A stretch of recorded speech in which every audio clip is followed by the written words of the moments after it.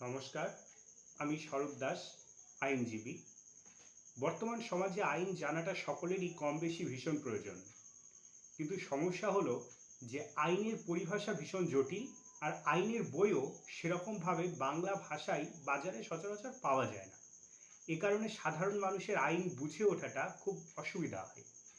তাই জন্য আমি ঠিক করেছি যে আমার কাজের মাঝে যখনই সময় পাবো, আইনের ছোটোখাটো দু একটা বিষয় নিয়ে আলোচনা করব, যাতে সাধারণ মানুষ আইন সম্পর্কে বুঝতে পারেন বা তার আইন কী কী অধিকার দিয়েছে সে সম্পর্কে ওয়াকিবহাল হতে পারেন, এবং তার সাথে যদি কোনো একটি অন্যায় ঘটে বা কোনো একটি অপরাধ ঘটে, সেই মুহূর্তে তার কী কর্তব্য, তার কী করণীয়, সেই সম্পর্কে সাধারণ মানুষ যাতে নিজের মাতৃভাষায় এবং খুব সহজ সরলভাবে বুঝতে পারেন, সেই লক্ষ্যেই আমি পরবর্তী সময়তে আমার সময় পেলেই ছোটোখাটো দু একটি বিষয়ের ওপরে প্রতিনিয়ত আলোচনা করতে থাকব।